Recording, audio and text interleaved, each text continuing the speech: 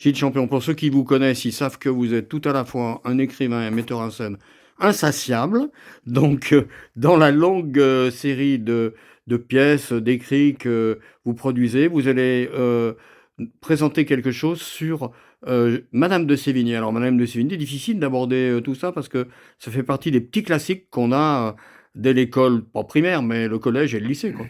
Alors, on a eu la chance de rencontrer une autrice qui s'appelle Barbara Lecomte, que je salue, pardon, et qui a été guide touristique, guide pardon, dans les musées, qui connaît bien le sujet. Elle s'est mise à écrire des dialogues, des pièces sur les tableaux, les personnages qu'elle commentait.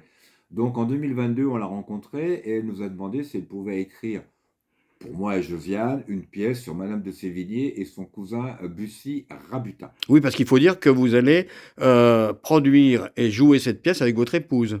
Voilà, donc dans la continuité de la pièce qu'on a fait sur Camille Claudel, on cherche des personnages un peu forts, un peu, comment dire, marquants.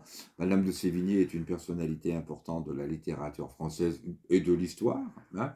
Et donc, elle nous a écrit un dialogue qui n'appartient pas qu'à nous, hein. Elle a écrit un dialogue entre Madame de Sévigné et son cousin à travers les courriers qui sont les lettres de Madame de Sévigné, et puis toute une matière historique qui, comment dire, est celle du grand siècle de Louis XIV. Qu'est-ce qu'on apprend qu'on ne sait pas de Madame de Sévigné et justement de cette période du grand siècle du roi Soleil? Alors depuis que le 28 février de cette année est sorti le film sur Madame de Sévigné, qui est une grande chance pour nous, on connaît mieux les relations difficiles qu'elle a eues avec sa fille, hein, Madame de Grignan, dont le château de Grignan, etc. Donc on découvre les relations qu'elle a avec sa fille, qui n'étaient pas simples. On découvre également un peu la condition féminine, hein, puisqu'elle a été veuve très tôt, coup de chance. Et donc, elle a pu mener, et c'est extraordinairement bien écrit dans la pièce, une vie de veuve jeune, enfin, libre, riche et respectée. Et donc, c'est quelque chose de tout à fait exceptionnel, puisqu'elle a refusé de se remarier. Elle a conservé sa liberté dans cette période où c'était pas facile, ce qui lui a permis d'écrire en toute liberté les lettres que tout le monde connaît, enfin, que beaucoup de gens en connaissent.